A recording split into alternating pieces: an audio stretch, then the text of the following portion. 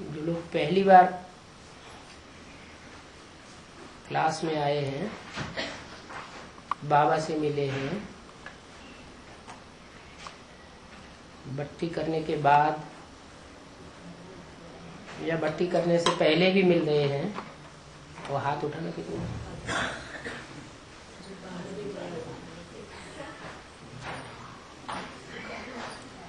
अच्छा अच्छा,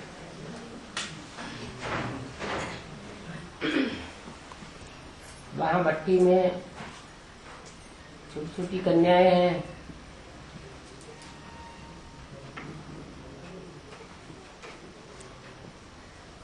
जैसे जैसे बाबा ने बताया है वैसे वैसे एडवांस कोर्स देने का प्रयास करती है।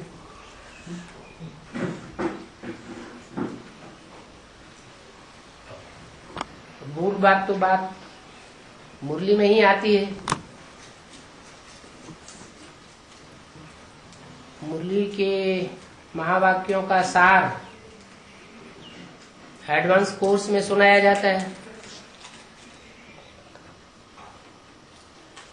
कोई ट्रेनिंग करने वाली भी कन्याएं हैं, अभी अभी आई हैं, अभी अभी उनको पार्टी में समझाने के लिए बैठा दिया जाता है। कोई बातें समझ में नहीं आती होंगी तो उन बातों को आप यहाँ क्लियर कर सकते हैं।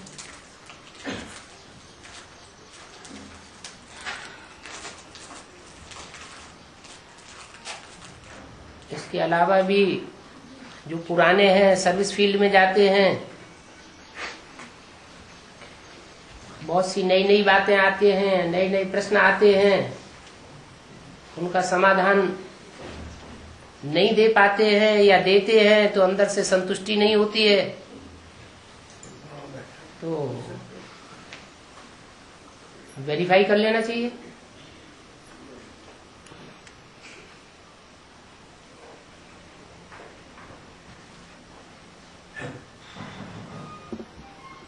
हाँ जी,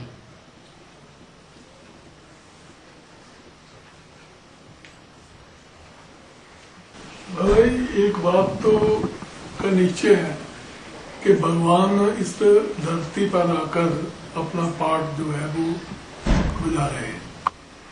अब जबकि ज्ञान का भी इतना सोजरा हो गया है, उजाला हो गया है, लेकिन ये जो तथाकथित बीके वाले हैं, इनकी बुद्धि का ताला कब खुले? बताया ये षष्ठी रूपी वृक्ष है। वृक्ष में पहले पत्ते हैं या पहले जड़ें हैं या पहले बीज है?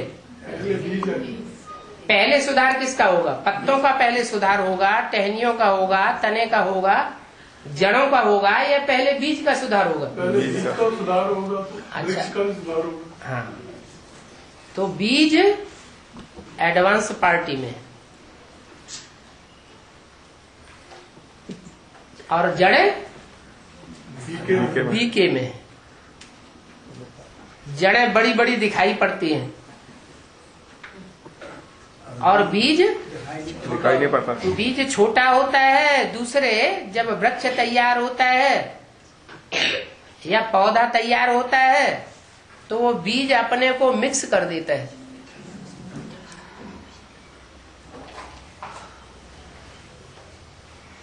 गाते भी हैं कि दाना खाक में मिलकर गुले गुलजार होता है।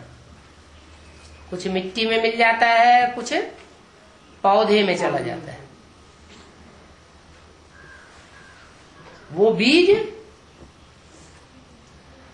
तब तैयार होता है जब वृक्ष पूरा हो जाता है। फूल, फूल से फल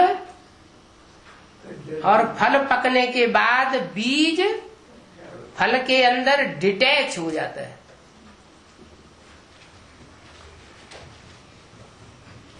फल से भी डिटैच हो जाता है, वृक्ष से भी डिटैच हो जाता है। तो क्या ये स्टेज अभी आई है बीज की? बीजों की ये स्टेज जब तक नहीं आई है तब तक जड़ों के ऊपर उंगली उठाना, तने के ऊपर उंगली उठाना,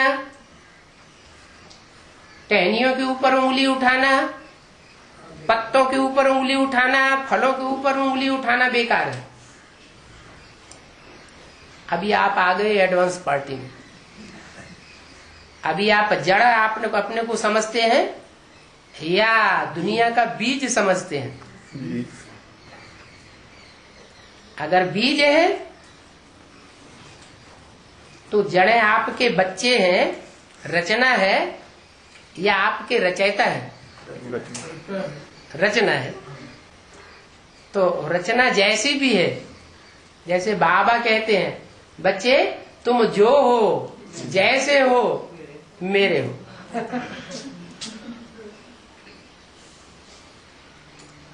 तो सारा मनुष्य सृष्टि रूपी जो वृक्ष है वो है तो बीज बाप का ही।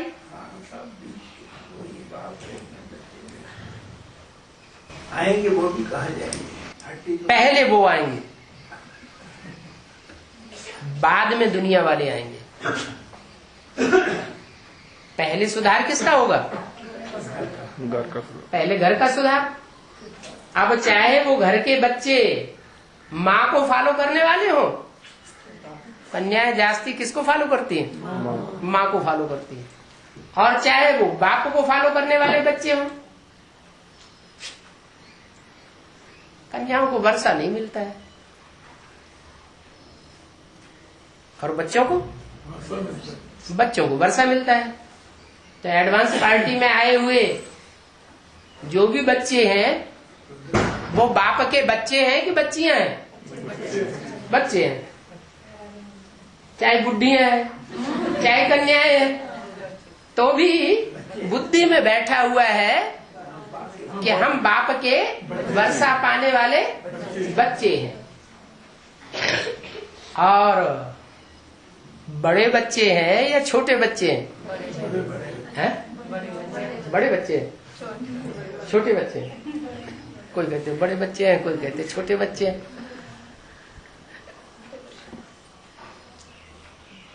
बड़े बच्चे वो हैं जो सूर्यवंशी हैं। क्या? जो सूर्य को ही अपना बाप समझते हैं, न चंद्रमा के प्रभाव में आते न चंद्रवंशियों के प्रभाव में आते।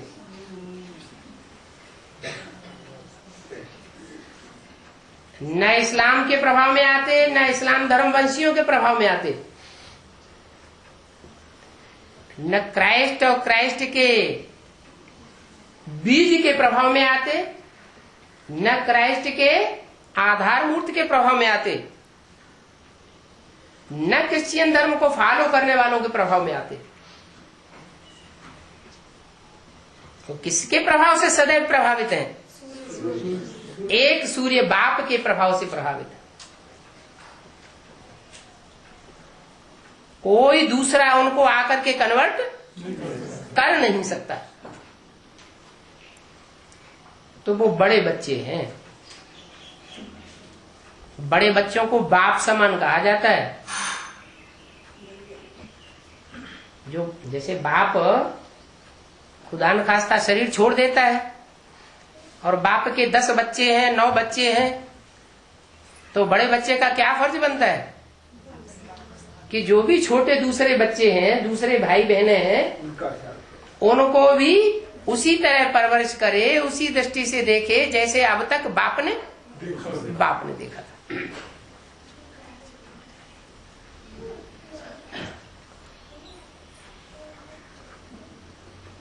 इसलिए ये बुद्धि में बात आना कि ये बीके वाले कब सुधरेंगे, हम सुधरेंगे, ये जड़ें कब सुधरेंगी, तो उसका जवाब आ जाता है। कब सुधरेंगे? जब हम सुधरेंगे। जब हम सुधरेंगे तो जग सुधरेगा। कहीं न कहीं हमारे संगठन में, हमारी यूनिटी में कमी है।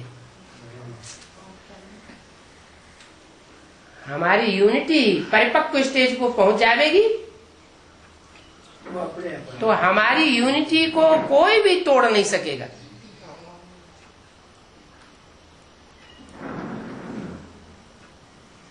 और यूनिटी कैसे बनती है? प्योरिटी के आधार प्योरिटी प्योरिटी। हमारी प्योरिटी में कहीं कोई कमी है। गड़बड़ है।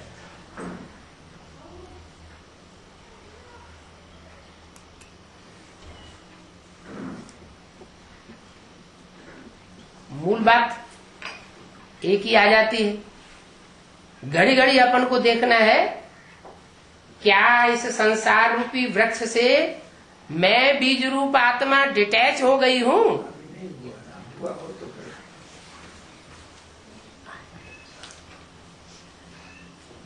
ये देह के संबंधी, ये देह के पदार्थ, ये देह के स्थान देखते हुए भी न देखने में आए, सुनते हुए भी न सुनने में आए, ऐसी स्टेज बन जाए।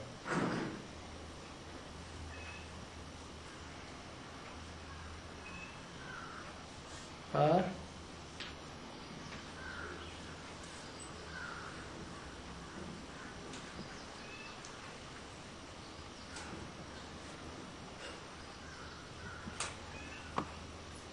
बाबा जो बच्चों के साथ मतलब बाबा रहते हैं, संग संग रहते हैं, तो फिर उनके ऊपर परिस्थितियां आती हैं, क्यों आती हैं? बाबा साथ रहते हैं कि मतलब आप बाबा किसे समझते हैं?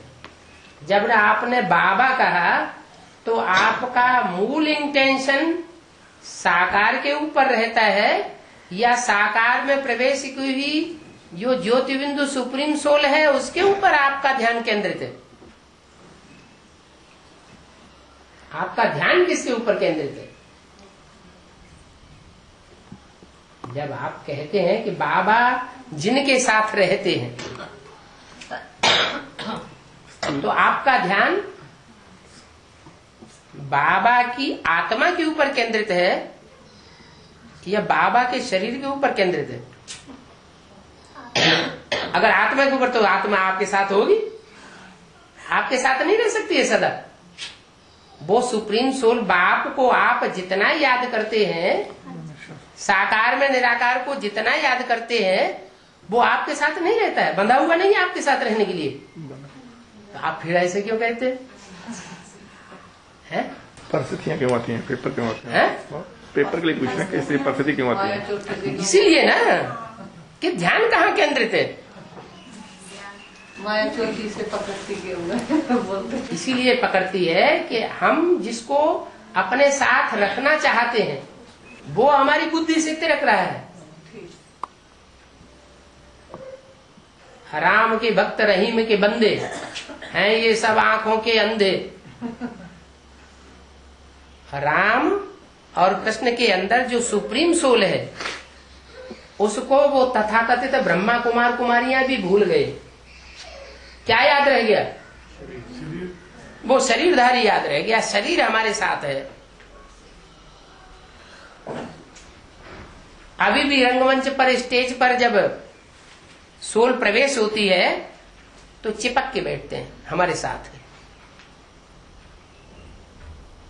अरे वो देहधारी तुम्हारे साथ होने से परिस्थितियां खत्म हो जाएंगी क्या?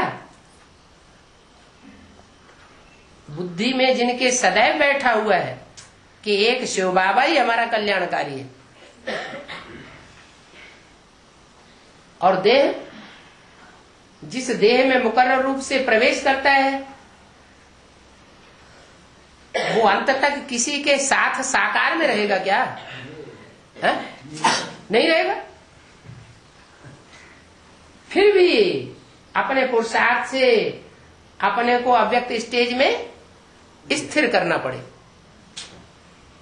जो ऐसी प्रैक्टिस करेंगे उनको अनुभव होगा कि बाबा सदैव हमारे साथ साकार में है।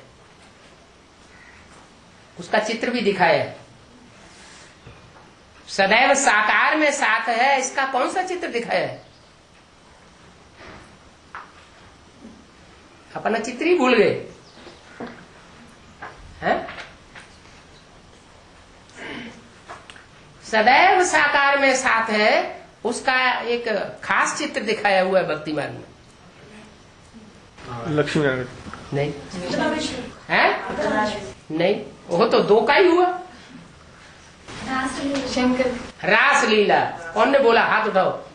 हाँ देखा, बढ़िया इंचार्ज टीचर मिली हुई है आप लोगों को। रास लीला, रास लीला में हर गोप गोपी के साथ कौन दिखाया गया है? कृष्ण को दिखाया गया। उन्होंने तो कृष्ण को दिखाई दिया, क्योंकि कृष्ण को भगवान समझते हैं। है कौन साथ में? शिव। शिव बाबा। सदैव साथ में अनुभव होगा, सोते समय भी अनुभव होगा हमारे साथ है, जागते समय भी अनुभव होगा हमारे साथ है, चलते फिरते उठते बैठते कोई भी कर्म करते समय क्या अनुभव होगा?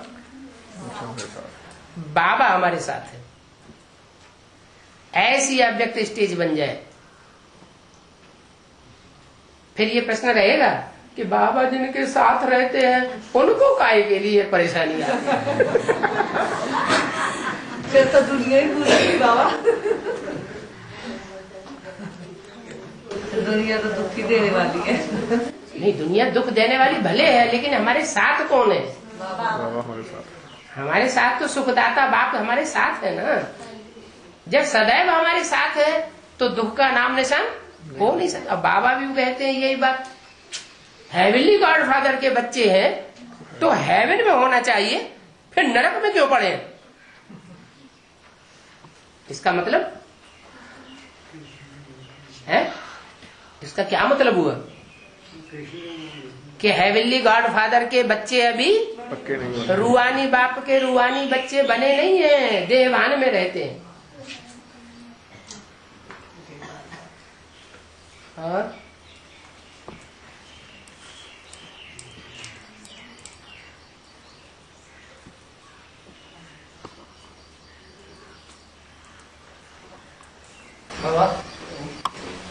शंकर को देवता कहा जाता है, और कभी कभी चित्रों में शंकर को दाढ़ी वाला दिखाते हैं, लेकिन देवताओं को तो दाढ़ी नहीं होती।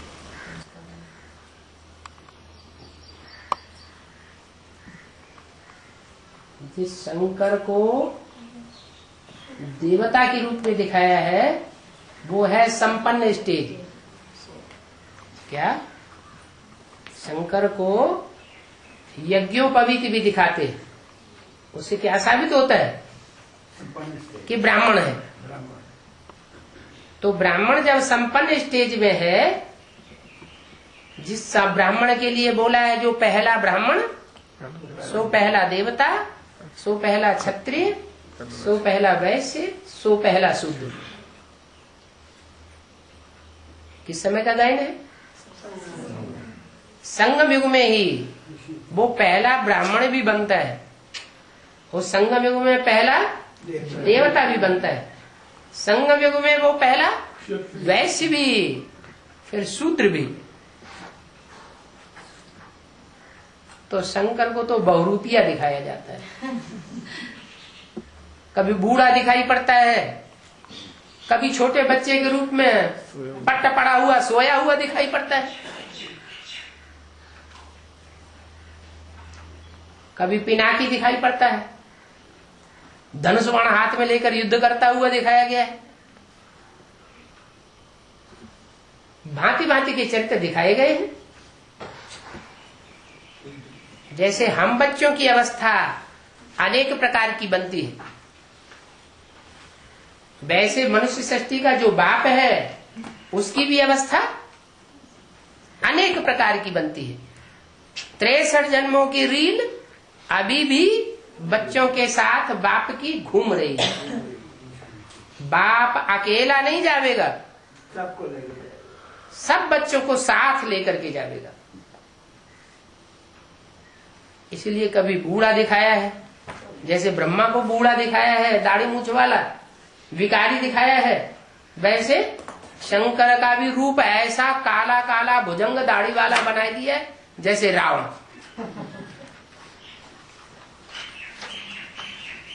और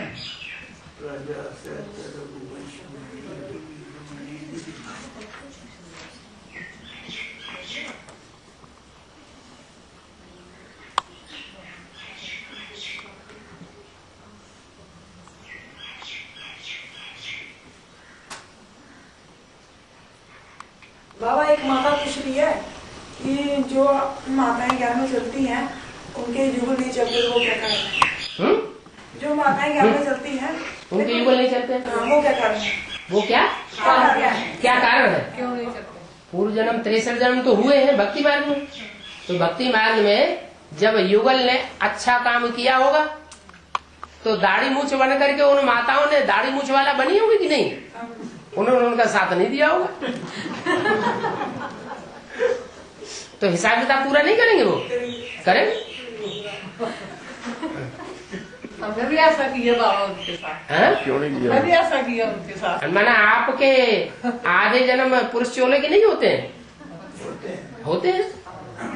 तो जब आप दाढ़ी मूछ वाले हो आपने भी अत्याचार किए होंगे।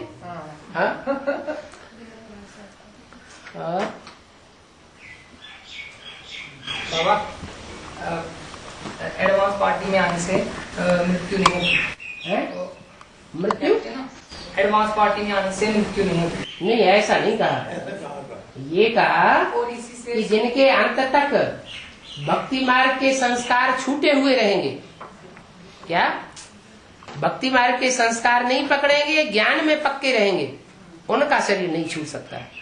लेकिन जिनमें भक्ति का अंश रहेगा या कोई भी भक्ति मार्ग का संस्कार 100% पहुंच गया है तो उनको शरीर छोड़ना पड़ेगा। और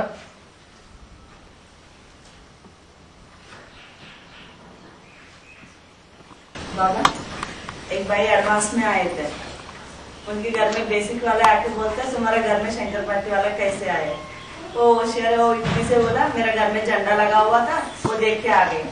वो लोगों तो इसका मतलब जिसका घर में झंडा लगा उनके घर में जाते होंगे। वो जाके सेंटर में बताया, वो इंचार्ज सबका अनाउंस करते कि हर घर में झंडा निकाल देना पार्टी वाले आ जाए।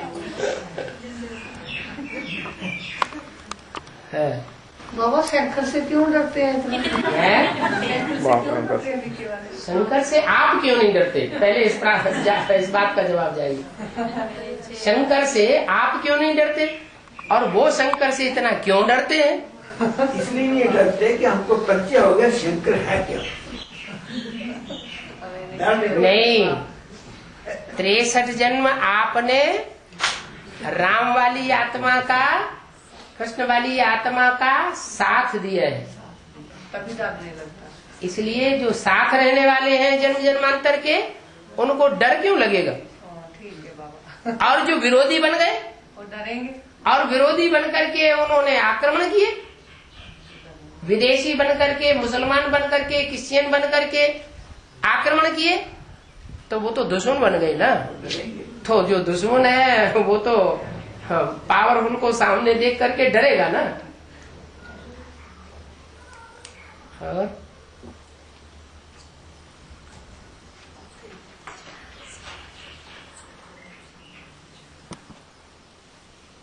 बाबा जो आदि की 3 आत्माएं थी जब यज्ञ स्टार्ट हुआ, हाँ जी, तो वो तो चली गई।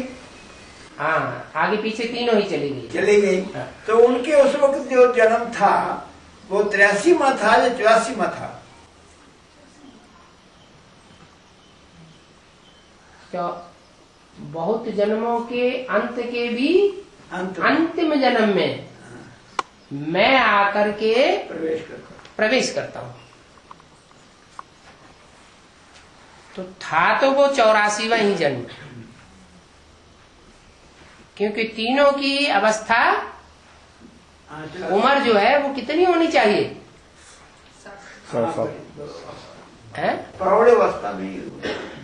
60 साल उम्र होनी चाहिए। तीनों की उम्र थी 60 साल और अंतिम 84वें जन्म में प्रवेश तो किया, और तीनों ही एक प्रकार से ब्रह्मा का रूप है। जिनमें परमात्मा प्रवेश की तरफ ब्रह्मा तो ही, हाँ, ब्रह्मा का रूप है। लेकिन ब्रह्मा की आयु कितनी आकी गई है? 100 साल। और वो ब्रह्मा की आयु 100 साल मृत्युलोक में पूरी होती है या अमरलोक में पूरी होती है? मृत्युलोक में ब्रह्मा की आयु पूरी होती है। तो जो आदि ब्रह्मा था वो 76 में 100 साल पूरे हो गए, और 100 साल उनके पूरे हुए तो उसका मृत्युलोक समाप्त हुआ। उस आत्मा के लिए उसका मृत्युलोक समाप्त हुआ या नहीं हुआ? समाप्त हो गया। कौन सा लोक शुरू हो गया? अमर लोक शुरू हो। माना वो आत्मा ऐसी पक्की निश्चय बुद्धि बन जाती है कि उसको कोई अनिश्चय पैदा कर ही नहीं सकता। वो 84वां जन्म ही आएगा। वो उसका 84वां और एक्स्ट्रा ऑर्डिनरी जन्म शुरू हो गया। जैसे बाप के लिए वैसे सब बच्चों के लिए भी।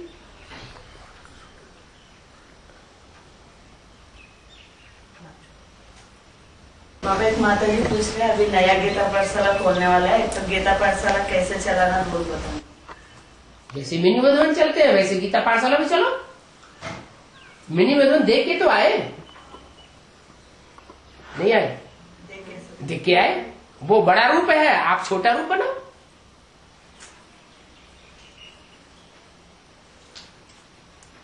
लंबी चौड़ी इसके लिए पढ़ाई पढ़ने की क्या दरकार? आंखों से देख लिया। इसे मुरली में भी बोला हुआ है, अपने गीता पाठशाला का ऐसा रूप बना करके दिखाओ जैसे मधुबन का नक्शा बनाकर दिखाओ गीता पाठशाला का। आगे चल के बहुत सी गीता पाठशालाएं ऐसी ही दिखाई देंगी जैसे मिनी मधुबन। बाबा हाँ। तो दाढ़ी मूछ वाले जो युगल है वो कब तक नहीं चलने देंगे क्या? दाढ़ी मूछ वाले जो युगल है कब तक ज्ञान नहीं चलेंगे? कब तक? अच्छा, जो क्लीन शेव बना लेते हो वो ज्ञान में न चले तो चलेगा? नहीं बाबा, आपने बोला ना कि हमने उनको रोका। पूर्व जन्म में बांधेगी माताओं ने उनको बंधन में डाला होगा। अभी वो अपना हिसाब किताब पूरा कर रहे हैं। वो कब तक होगा? वो जब तक आपका हिसाब किताब पूरा नहीं वो लास्ट तक नहीं है। लास्ट कल भी खत्म हो सकता है, और हो रहा है बहुत सी माताओं का। उनके युगल ज्ञान में चलने लग पड़ते हैं, उनके सहयोगी बन जाते हैं। हिम्मत करो, हो जाएगा सब। हिम्मत करना आपका काम है। अब जो कुछ भी है वो किया हुआ किसका है? हमारा ही किया हुआ है, तो हमको तो खुश होना चाहिए। बाबा जो सहयोग है उनसे भी चलेगा, जो सहयोग देते हैं, चलते नहीं है, नहीं करते हैं, ठीक है, वो भी अच्छा है। वो भी अच्छा है।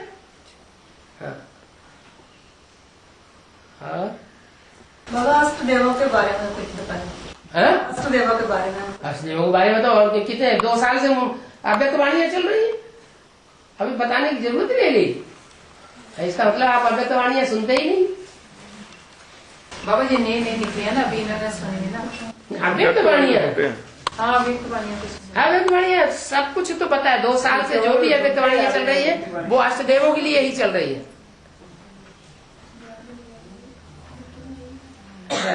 अच्छा, तीसरा सीट के लिए बताइए बोल। तीसरा सीट के लिए बताइए बोल। तीसरा नंबर 2 नंबर का डिक्लेयर हो गया। तीसरे नंबर के लिए बताइए बोल। तीसरे नंबर के लिए बताइए। क्या नाम पकड़ के बताइए? एक तो बाबा ने पहले ही बता दिया, मैं यानी बाप दादा कोई का नंबर बोर्ड पर या कागज पर लिख करके नहीं बतावेंगे कि तुम्हारा ये पार्ट है। हर आत्मा अपनी चलन से, अपनी दृष्टि से, अपने चेहरे से, अपने पार्ट को अपनी वाणी से प्रत्यक्ष करेगी। इसमें बाप दादा को बताने की दरकार नहीं, पूछने की भी दरकार नहीं। पूछेंगे तो भी बाप दादा बताने वाले नहीं। और जब बाप दादा ही नहीं बतावेंगे तो हम बच्चे क्यों बता देंगे? और जो रियल विनाश आपने कहा ना, जो रियल विनाश होगा वो 7 दिन का होगा, तो वो 2000 उससे पहले जो विनाश होगा, तृतीय विश्व युद्ध होगा, वो रियल नहीं होगा। आपने कहा कि 7 दिन में पूरा विनाश हो जाएगा। आखिरी विनाश होगा। हाँ। तो वो 2018 के पहले होगा या बाद में? जो आखिरी विनाश होगा उसके बाद इस दुनिया में सिर्फ देवात्माएं ही देवात्माएं होंगी या कोई असुर भी बचेंगे? हैं? तो क्या समझते हैं कि 2018 में असुर नहीं बचेंगे? बचेंगे। बाबा तो बोला हुआ है, नरक की दुनिया के बीच स्वर्ग का वर्षा देता हूँ। जैसे आदि में भी एक सैंपल बनाया, कराची में जो सैंपल बना था 300-400 कन्याएं रही पड़ी थी, और वो तो कराची तो पाकिस्तान की राजधानी थी उस समय, राजधानी थी ना, मुसलमानों की राजधानी बन चुकी थी, और वहां कोई भी प्रकोप नहीं हुआ खून खराबे का, और सारे हिंदुस्तान पाकिस्तान में खून खराबा हो गया, रौरव नरक दिखाई पड़ रहा था। ट्रेनें की ट्रेनें काटी गईं और उनको कुछ भी नहीं हुआ। तो नरक की दुनिया के बीच स्वर्ग का नजारा हो गया ना सैंपल में, ऐसे ही अंत में भी होगा। स्वर्ग का गेट भी खुलेगा और शांति धाम का भी गेट खुलेगा। स्वर्ग के गेट में सब साकार में सुख स्थान में ही होंगे, उनको कोई प्रकार का दुख नहीं होगा। और जो शांति धाम का गेट खुलेगा उन्हें साकार से कुछ लेना देना नहीं। जैसे साकार शरीर होते हुए भी बुद्धि से अनुभव ही नहीं होगा, निराकारी स्टेज बनी हुई होगी। तुम बच्चे परमधाम को इस सृष्टि पर उतार लेंगे। परमधाम यही बन जाएगा। हाँ जी, ये तो परमधाम है। बाबा बैठा है तो परमधाम। बाबा बैठा है। अच्छा, तो अभी आप जब दिखाई पड़ रहा है तब बाबा बैठा है, जब चला जाएगा तो नहीं बैठा है? बाबा तो साथ में रहते हैं। तथागत ब्रह्मा कुमार कुमारी भी कहते हैं बाबा बैठा है तो ठीक है, और 68-69 में बाबा नहीं बैठा है, शरीर छोड़ के चला गया, तो बाबा तो साथ में है। बाबा तो जब तक संगम युग है तब तक साथ ही है। साथ रहेंगे, साथ चलेंगे, साथ जिएंगे, साथ साथ नई दुनिया में जाएंगे, अपने घर जाएंगे।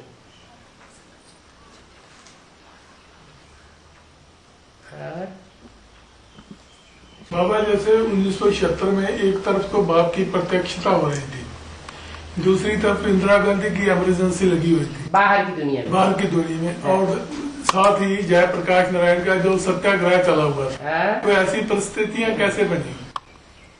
एक है हद की दुनिया और एक है बेहद की दुनिया। जो आपने बताया वो सब हद की दुनिया की बात थी। ऐसा ही 76 में जो बेहद ब्राह्मणों की दुनिया थी उसका एजिटेशन भी गुजरात से शुरू हुआ था। गुजरात से ही जनता पार्टी बनना शुरू हुई। अज्ञानता पार्टी नहीं, जनता पार्टी। उनका मुखिया कौन था? जयप्रकाश नारायण। और उनका विशेष सहयोगी कौन था? कृष्ण मुरारी देसाई था ना। मुरारी देसाई। मुरारी किसको कहते हैं? कृष्ण को। तो रामकृष्ण वाली दोनों आत्माएं ही एक साथ पार्ट बजाती हैं 76 से।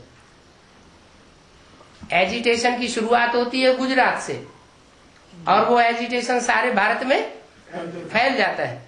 ज्यादा दबाव दिया जाता है दिल्ली के ऊपर। एक वर्ष के अंदर ही सारी दिल्ली की सारी सीटें जीत ली जनता पार्टी ने। 76 में एडवांस पार्टी ने भी क्या किया? दिल्ली में डेरा डाला। हाँ, दिल्ली में झंडा लहरा दिया। एक पूरा का पूरा संन्यास आश्रम हिल गया। हिल गया नहीं, टूट गया। इसलिए मुरली में बोला है पूरा का पूरा एक संन्यास आश्रम उखड़ जावे तो नाम वाला हो जावे। तो मेहरौली का सारा सेंटर टूट गया। सारे ही जिज्ञासु कन्वर्ट हो गए एडवांस पार्टी में। इंदिरा गांधी का राज्य डोल गया। यहाँ भी कोई इंदिरा गांधी है जिनके अंदर में डर भरा हुआ है।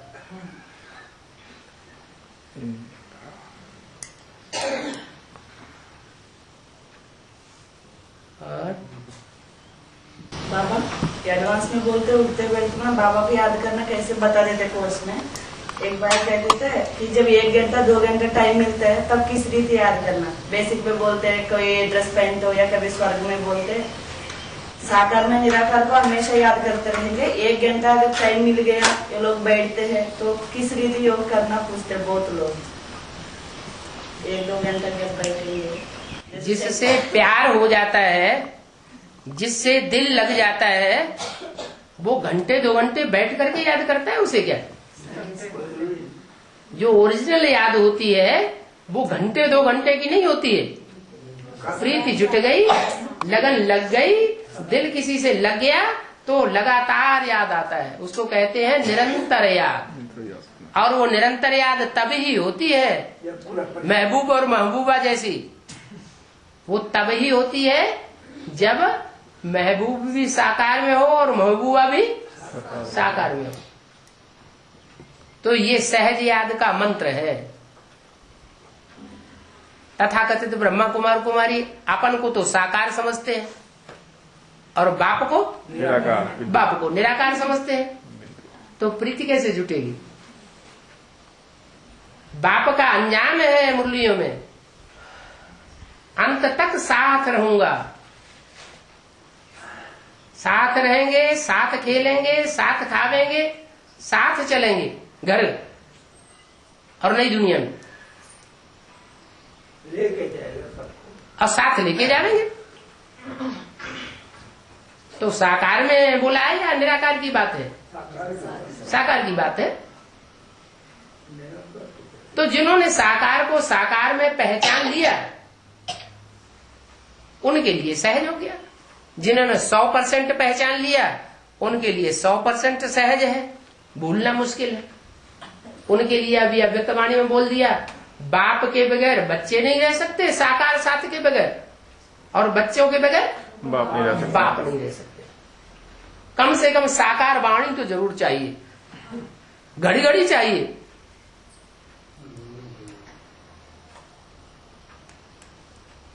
और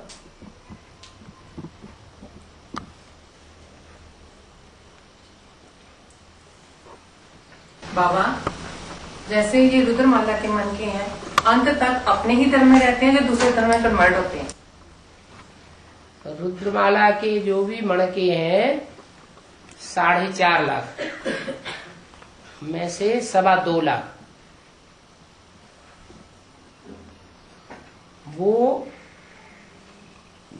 दूसरे धर्म में जन्म लेंगे, जाकर शरीर छोड़ करके दूसरे धर्म में जाके जन्म ले सकते हैं, लेकिन जीते जी अपने धर्म को परिवर्तन नहीं करेंगे। जैसे महात्मा बुद्ध ने सिद्धार्थ में प्रवेश किया, सिद्धार्थ कन्वर्ट हो गया, लेकिन उसका बाप राजा शुद्धोदन और बाबा उसका ग्रैंडफादर सिद्धार्थ का बिंबसार, वो जिंदगी भर कन्वर्ट नहीं हुआ। माना बौद्ध धर्म में गया नहीं। 4-6 जन्मों के बाद जब बुद्ध धर्म की संख्या बहुत बढ़ जाती है, उस समय जाकर के जन्म ले लिया। बौद्ध धर्म की राजाई भी स्थापन करनी है। क्यों जन्म ले लिया? क्योंकि जिस बच्चे में सिद्धार्थ में महान आत्मा ने प्रवेश करके जो महान कार्य करके दिखाया, वो बात उनकी बुद्धि में नहीं थी कि कोई ऊपर से आत्मा आती है। उसने ये कार्य किया, सारे पूर्वीय धर्मखंड को कन्वर्ट कर लिया। ये बात बिंबिसार और शुद्धोधन की बुद्धि में नहीं थी। उन्होंने क्या समझा? सिद्धार्थ ने किया। हाँ, उन्होंने ये समझा कि ये सिद्धार्थ ने सारा काम किया। मेरा बच्चा मेरे खून से पैदा हुआ, मेरे खून से पैदा हुआ बच्चा कितना श्रेष्ठ निकला, कितना पावरफुल निकला। तो ये प्रभाव बुद्धि में बैठ जाता है। आत्मा उस बच्चे से प्रभावित हो गई, तो वो जो प्रभाव बुद्धि में बैठ गया, उस जन्म में तो वो बीज कन्वर्ट नहीं होता, क्योंकि बीज है। वो लगाव जो है वो 2-4 जन्म के बाद प्रभाव देता है। और बौद्ध धर्मखंड में बौद्धियों के यहाँ वो आत्मा जन्म ले लेती है। वो दोबारा आ जाती होगी, फिर दोबारा आ जाती होगी। आदमी अपना काम किया, फिर उनको वापस आना है। वहाँ थोड़ी बैठ जाती, वो कन्वर्टर नहीं होती। एक जन्म पाठ पे जाके फिर अपने धर्म में वापस आ जाती। यज्ञ के आदि में गीता माता जी जो थी ना, गीता माता, हाँ, वो बड़ी मम्मा थी या छोटी मम्मा? एक होता है बीज, क्या?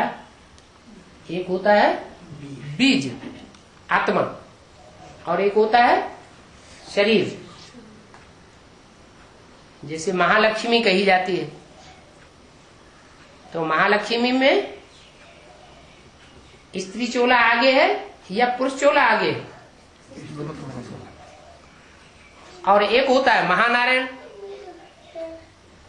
उसमें पुरुष चोला आगे है या स्त्री चोला आगे है? पुरुष चोला। तो ऐसे ही कार्य करने वाली आत्मा है या शरीर है?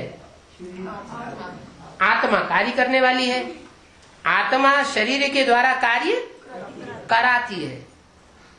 तो ऐसे यज्ञ के आदि में आत्मिक रूप में पार्ट बजाने वाली जो आत्मा थी, गीता, जिसे कहेंगे सच्ची गीता, और एक है आदि से ही कृष्ण के प्रभाव से प्रभावित झूठी गीता। कृष्ण के प्रभाव से प्रभावित होने के कारण जब बाप चला गया तो बाप को फॉलो नहीं किया, किसको फॉलो किया? कृष्ण अर्थात दादा लेखराज को फॉलो किया। और जो दूसरी माता थी वो तो ब्रह्मा बाबा की बहन ही थी, उसको फॉलो करने और न करने की तो बात ही नहीं। एक बात है, ब्रह्मा बाबा जब साक्षात्कारों की बातें सुनाए थे ना, पहले ब्रह्मा बाबा साक्षात्कारों की बातें सुनाए थे ना, हाँ, तो किनको सुनाए थे? माताओं को सुनाया होगा। उनमें से पहले किस माता को सुनाए थे? बहन को सुनाया होगा। जिससे जास्ती नजदीक संबंध होगा उसी को सुनाएंगे। तो उनमें ही परमात्मा से प्रवेश करके सुनने सुनाने का फाउंडेशन डालना चाहिए ना।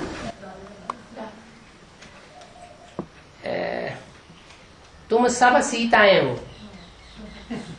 सीताएं अर्थात तुम सब भक्तियां हो। तो चाहे छोटी माँ हो चाहे बड़ी माँ हो,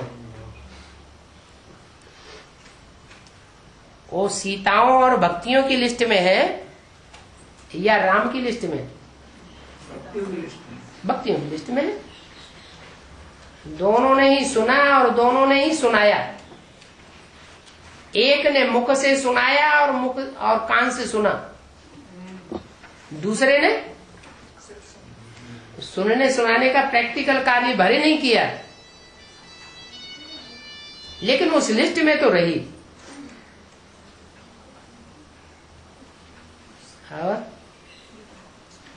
बाबा परमधाम अभी खाली हो गया? मैं बंद हो गई। दुनिया की आबादी बताई है 700 750 करोड़ मनुष्यों की। अभी कितनी आबादी? 500-600 करोड़, 650 करोड़ हुए होंगे। तो अंत तक ऊपर से उतरने वालों की संख्या बढ़ती रहेगी या घटती रहेगी? अभी आ रही है और ज्यादा आत्माएं उतरती रहेंगी। तो बाबा वो कब 10 बार जन्म लेंगे हैं? उसके बाद वो कर्म करेंगे? कब जन्म लेंगे, कब कर्म करेंगे? कोई एक जन्म लेगा कोई। आजकल के 3-3 साल के बच्चे कंप्यूटर चलाते हैं, तो जो 3 साल का बच्चा कंप्यूटर चला सकता है वो बाबा भी याद नहीं कर सकता। और अब दुनिया तेज हो रही है ना, है तो फिर भी 30 साल पड़े हुए हैं।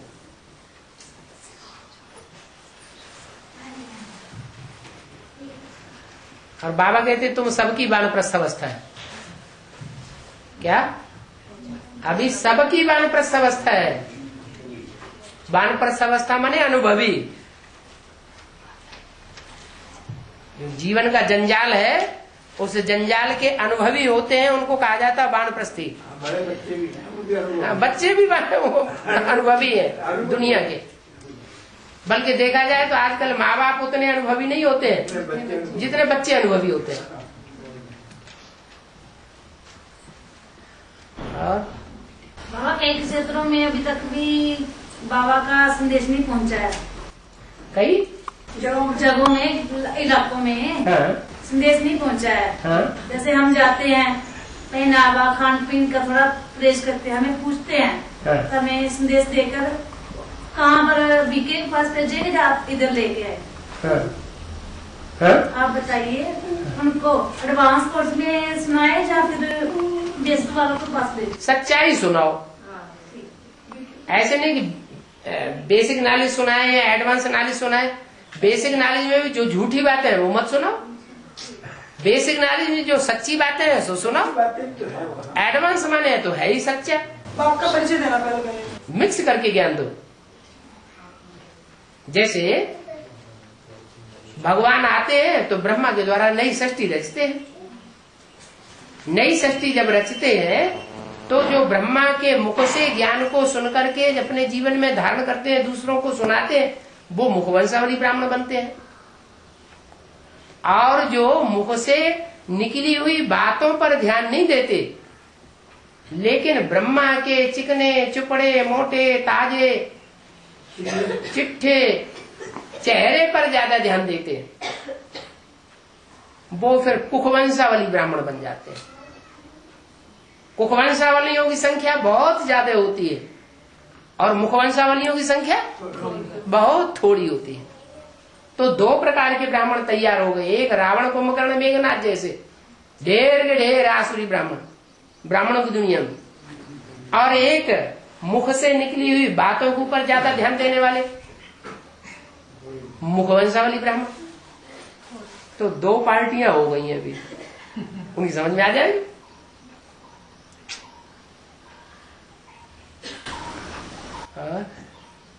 बाबा शरण ग्रहण है तो 18 साल तक उम्र हो तो समझदार होंगे तब शरण ग्रहण कहते हैं। वैसे बट्टी करना है तो कितना उम्र के बच्चे जाएंगे तो अच्छा? जब समझदार होने लगे कोई नियम थोड़े ही कि 18 साल का हो जाता है वही समझदार होता है। 10-12 साल के भी समझदार बच्चे होते हैं।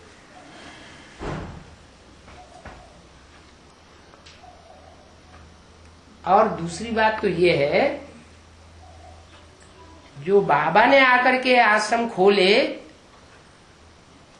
वो तो कन्या माताओं की सुरक्षा के लिए खोले हैं ना। अगर माँ बाप देखते हैं कि हमारी बच्ची 9 साल की है, अभी 10-11 साल की भी नहीं हुई, लेकिन मोहल्ले का वातावरण बहुत खराब है, जो रिश्तेदार आते हैं उनके भी वाइब्रेशन बड़े गंदे हैं, तो बच्ची भले समझदार नहीं है लेकिन वो अगर उसको सरेंडर कर देते हैं तो पाप करते हैं या पुण्य करते हैं? तो भी पुण्य है।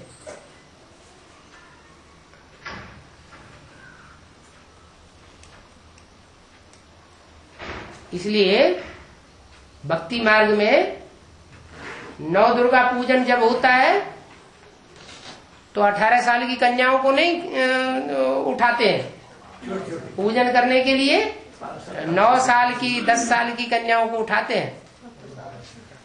9 साल की कन्या बहुत श्रेष्ठ मानते हैं।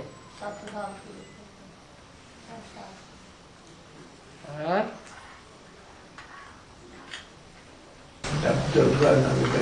एक समय बहुत सर्विस करते हैं, आज सर्विस छोड़ के कोई खेत का जिम्मेवारी, कोई गाड़ी चलाते हैं, कोई बैंक का काम करते हो, उनको भी बाप दादा याद करते होंगे। सर्विसेबल बच्चों को फील्ड में रहते समय बाबा याद करते हैं, हमेशा उनको याद करते हैं। सबसे माने एक है आसुरी सेवा और एक है ईश्वरीय सेवा। तो कौन से सर्विसेबल के लिए बोला? जो ईश्वरीय सेवा, ईश्वरीय सेवा में जो लगे रहते हैं, भले बैंक में काम करते हैं, लेकिन बैंक में काम करते हैं, कैशियर के सामने ढेर सारे कस्टमर्स आते रहते हैं और उन कस्टमर्स को बातों बातों में संदेश देता रहता है, ज्ञान सुनाता रहता है, तो ईश्वरीय सेवा कर रहा है ना, तो वो उस लिस्ट में नहीं आएगा। के पास जाने से पहले अपना धर्म खुद करना, इसका धर्म के पास जाने से पहले अपना धर्म खुद बनना चाहिए। क्या धर्मराज के पास जाने से पहले अपने आप को धर्मराज खुद बनना है। अच्छी बात है। अपना न्याय अपने आप कर ले तो ज्यादा अच्छा है ना।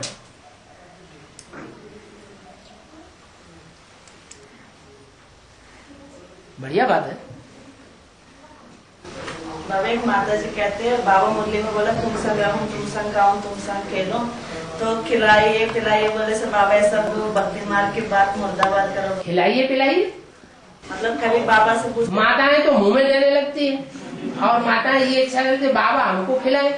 तो बाबा जहाँ तक मुरली में बोला है तुम संग खाऊं, तो साथ साथ खाएं भले है। तुम संग खाऊं तो खाने के लिए तो मना नहीं। अब बाबा आए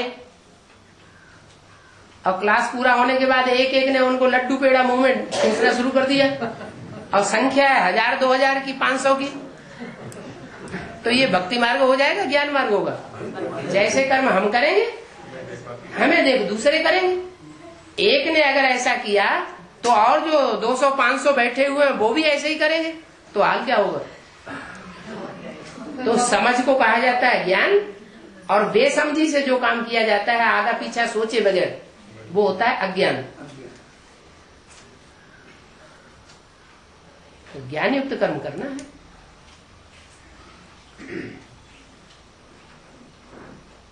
उस समय तो चलता था, थोड़े थे, अभी तो संख्या बढ़ती जा रही है। बाबा जैसे बोला है ना कि सिद्धार्थ में बुद्ध की आत्मा प्रवेश करती है, तो जो सिद्धार्थ की आत्मा है उसका भी कोई पुरुषार्थ होगा कि उसी में बुद्ध प्रवेश करता है? उस समय तो पुरुषार्थ होता ही नहीं, तो दूसरी कोई वो तो कब्जा कर लेती है आत्मा आके। नहीं, कुछ ना कुछ तो उसका होगा संबंध के। बस यही है कि वो तमो प्रधान आत्मा है, तो ऊपर से जो आत्मा आती है उस तमो प्रधान आत्मा का संग करेंगे, उसको भी लगता है, नीचे गिराती है, उसको नीचे गिराने के निमित्त बन जाती है। राजा का लड़का था, इतना तमो प्रधान को आत्मा नहीं थी, बहुत बड़े घर में जन्म लिया था उसने। तो हाँ, तो उससे क्या होता है? कोई उसका भी पुरुषार्थ होगा पिछले जन्म का। हाँ, वो ठीक है। पिछले जन्म का पुरुषार्थ जो है, संगम युग का पुरुषार्थ, वो त्रेता में, वो क्या द्वापर युग में नहीं आता है। संगम युग में जो ईश्वरीय किया हुआ पुरुषार्थ है, ईश्वरीय श्रीमत के अनुसार किया हुआ पुरुषार्थ है, वो सत्युग त्रेता में फल देता है। बाकी द्वापर से जो भी कर्म होते हैं वो नए सिरे से कर्म होते हैं और उनका प्रतिफल अगले जन्मों में मिलता रहता है। माने सिद्धार्थ ने द्वापर युग में ही 500 वर्ष में, द्वापर के आदि में कोई अच्छे कर्म किए जिनके आधार पर वो शुद्धोधन के जन्म लेते हैं। संगम युग की प्रारब्ध नहीं है वो। उसी समय क्या हो, उससे पहले जन्म में कहीं ना कहीं तो हाँ, वहाँ की प्रारब्ध है, इसलिए उसमें बुद्ध ने प्रवेश किया ना। हाँ, बुद्ध ने नहीं, इसलिए प्रवेश नहीं किया। कोई भी आत्मा ऊपर से आती है तो तामसी में प्रवेश करती है, सात्विक में प्रवेश नहीं करती। जो उस समय की सबसे तामसी आत्मा होगी, उस समय ऊपर से आने वाली सबसे श्रेष्ठ आत्मा उसमें प्रवेश करेगी। जैसे इब्राहिम है, इब्राहिम ऊपर से जब आया तो किस में प्रवेश करेगा? उस समय की जो सबसे तमो प्रधान आत्मा होगी उसमें प्रवेश करेगा या कोई और में प्रवेश करेगा? जो सबसे तमो प्रधान कौन होगी तब सबसे तमो प्रधान? नहीं, जो इस्लाम धर्म का आधार मूर्त है। बाबा आकर के सिखाते हैं पवित्रता धारण करना है, दृष्टि की पवित्रता, वाचा की पवित्रता, कर्मेंद्रियों की पवित्रता। वो पवित्रता का सिर्फ इतना अर्थ उठाती है संगम युग में कि स्थूल पवित्रता धारण करेगी, लेकिन दृष्टि की अपवित्रता चालू कर देगी। दृष्टि अपवित्र रहती है, अपवित्र दृष्टि इतनी ज्यादा होती है, इतनी व्यभिचारी बनती है कि व्यभिचार का फाउंडेशन पड़ जाता है। मुरली में कहीं नहीं बोला क्या कि जात जाति के पुरुष, जात जाति की कन्याएं बैठ करके एक दूसरे को दृष्टि दें, कहीं मुरली में बोला? नहीं बोला। लेकिन ये परंपरा किसी ने तो शुरू की होगी। तो जिसने शुरू की वो इस्लाम धर्म के मुखिया हैं, उनके द्वारा वो परंपरा शुरू हो गई। परंपरा शुरू हुई, यहां संगम युग में उन्होंने फाउंडेशन डाला, और जब तक संगम युग में ब्रह्मा बाबा के साथ रहा वही धर्म कर्म करते रहे। तो सतयुग त्रेता में सबसे पहले आत्माएं कौन सी नीचे गिरेंगी? वही कन्वर्ट होने वाली, वही आत्माएं जो अपने मनमाने काम करती हैं, कन्वर्ट होने वाली, वही आत्मा सबसे ज्यादा नीचे गिर जाती है सेकंड नारायण, लेकिन इस्लाम धर्म का आधार मूर्त है। दृष्टि का व्यभिचार फैला देता है, और व्यभिचारी वृत्ति होने के कारण वो संगम युग की वृत्ति उसको नीचे गिराने के निमित्त बन जाती है। इतनी निमित्त बन जाती, इतनी दृष्टि खराब हो जाती है कि भगवान के साकार पार्ट को कोई हालत में नहीं मानती, लास्ट में माने, अंत तक सबसे सख्त विरोध करती है। ये हो ही नहीं सकता कि दृष्टि से सृष्टि नहीं सुधरती। अरे किसकी दृष्टि से सृष्टि सुधरती है? भगवान की दृष्टि से सृष्टि सुधरती है। मनुष्यों की दृष्टि से सृष्टि 63 जन्म भी नीचे गिरती आई, और अभी भी नीचे गिरने की शूटिंग हो रही ब्राह्मणों की दुनिया में। तो वो आत्मा द्वापर युग शुरू होता है और सबसे ज्यादा तमो प्रधान बन जाती है। आखिर सतयुग में, त्रेता में 2 बच्चों से 2 बच्चे ही जिंदगी में पैदा होते रहेंगे, या कोई कोई को 4-4 बच्चे भी पैदा होंगे? अगर 2 से ही 2 पैदा होते रहे तो 9 लाख की 9 लाख ही आबादी बनती रहेगी। तो ये आबादी बढ़ाता कौन है?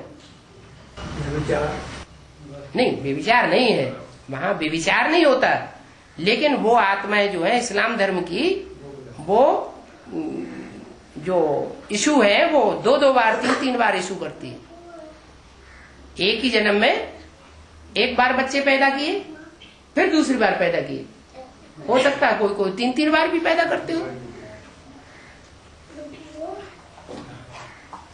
तो द्वापर युग जब शुरू होता है तो इस्लाम धर्म की वो मुखिया आत्मा जो है वो पहले नीचे गिरती है,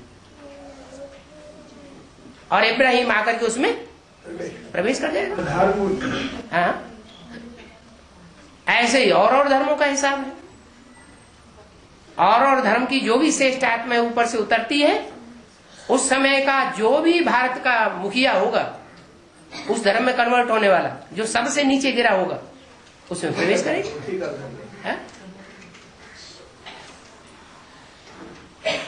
और राजा बनना ये थोड़ी साबित करता है कि द्वापर कलयुग में जो राजाएं बनते हैं वो श्रेष्ठ होते हैं, ये पक्का है? कोई जरूरी नहीं। भ्रष्ट थे भ्रष्ट राजाएं हुए, और श्रेष्ठ थे श्रेष्ठ राजाएं हुए। और बाबा 84 जन्म को रहने वाली आत्मा है, वो कलयुग में 42 जन्म लेती है, उनकी उम्र किस हिसाब से होती है? 84 जन्म लेने वाली आत्मा कलयुग में 42 जन्म लेती है। उम्र कितना हो गया एक एक जन्म? 42 जो जन्म लेने वाली आत्मा है उसकी उम्र तो युग के अनुसार बदलती रहती है ना। एवरेज एज जो है वो युग के अनुसार बदलती रहती है। सतयुग आदि में जो उम्र होगी वो सतयुग जब वो जन्म लेना शुरू करेगी 82 जन्म में से पहला जन्म, तो उसकी कम ही उम्र होगी ना पहली डायनेस्टी वालों से। मतलब सतयुग में 150 साल एवरेज एज है। ऐसे एवरेज एज का मतलब ये नहीं है कि सतयुग के अंतिम जन्म में भी 150 एज रहती है। सतयुग के अंतिम जन्म में 125 हो जाती है वर्ष। इनका मतलब ये है जी बाबा के 42 जन्म जो होते हैं, हाँ, तो उम्र तो 1250 साल है। 42 जन्म होते हैं द्वापर कलयुग में। नहीं, कलयुग के अंदर। हाँ, कलयुग के अंत में जो 42 जन्म होते हैं, 42 जन्म मिलती है। हाँ, तो जो उम्र तो 1250 साल में 42 जन्म। हाँ, और फिर वो उनके जन्म कैसे होते हैं? कोई तो बचपन में ही मर जाते हैं। एवरेज एज बताई ना। कोई तो पूरी उम्र लेते हैं। तो एक ही आत्मा एक जन्म में पूरी उम्र लेती है। 42 जो जन्म है, हाँ, उसमें जो जल्दी रीबर्थ लेते होंगे, मर जाते होंगे, हाँ, तो उनकी तो सजा भी कट देती होगी। और क्या, जो गर्भ जेल के अंदर सजा कटती नहीं होगी? जरूर कटती होगी। गर्भ जेल में दुख नहीं भोगते हैं? दुख तो बहुत है। जो उसने कोई विकल्प कर रखे हैं तो 42 जन्मों में कुछ कटते भी होंगे। कुछ कटते हैं, लेकिन जो मूल है जो नहीं कटते हैं वो आखिरी जन्म तक आते हैं।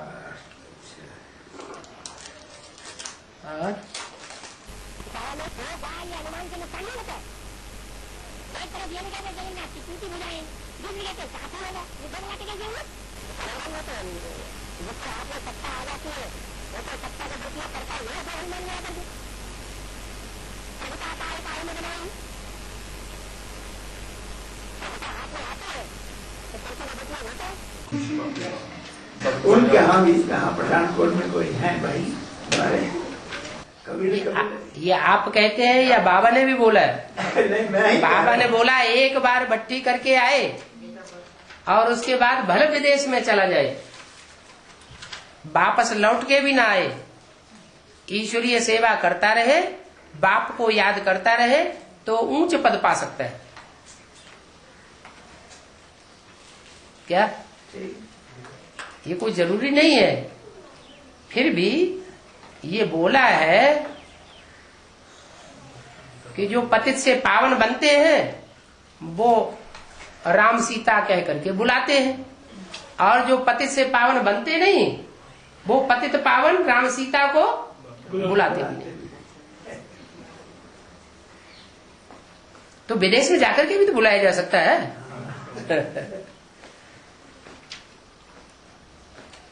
और बुलाने से तो बाबा आते नहीं। आते हैं क्या? बुलाने से बाबा आते नहीं। ब्रह्मा बाबा आ जाते होंगे। हाँ, जितना बुद्धियों की चाबी तीखी घुमावेंगे तो बाबा आ जाएंगे।